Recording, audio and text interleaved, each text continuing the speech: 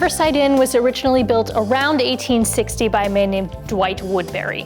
Now, you may know the name Woodbury from the Woodbury House in the city of Anoka, but the family also had many business interests up in the city of St. Francis, north of here. And so Dwight had this large sort of Victorian Gothic residence built originally to house employees for the Woodbury family business interests that were up there.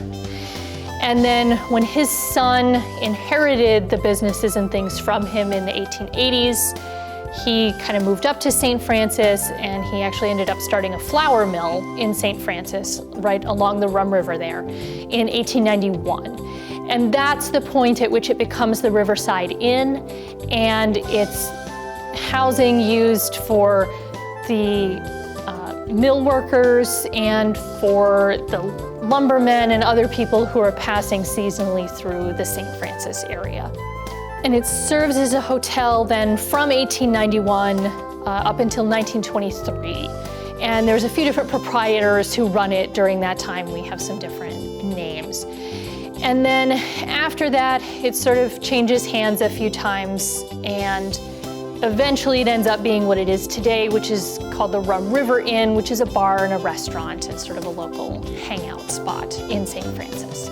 Lumbering, especially back in the late 1800s, was a very seasonal sort of work.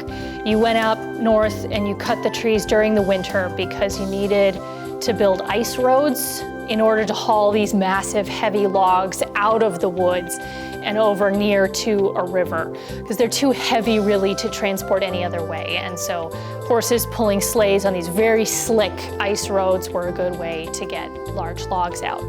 But that meant that it was a winter occupation, and so you would have men traveling up in the fall to get started, and then they would come back in the spring. And then there were sawmills, lumber mills, located along the river at various points, because the way you got the logs further out then was to float them down the river. And so some of them would be pulled out of the river in St. Francis, many were pulled out of the river here in Anoka, some were sent all the way down into the Twin Cities to lumber mills in the Twin Cities. But you needed those places for people to stay, both for workers at the lumber mills along the river, and then for all of those seasonal workers who were traveling north and then coming back in the spring when the logging season itself was over. The preceding program was produced by the Anoka County Historical Society and Hennepin Technical College. You can plan a visit to the Anoka County History Center at 2135 3rd Avenue North in downtown Anoka. Help us preserve history.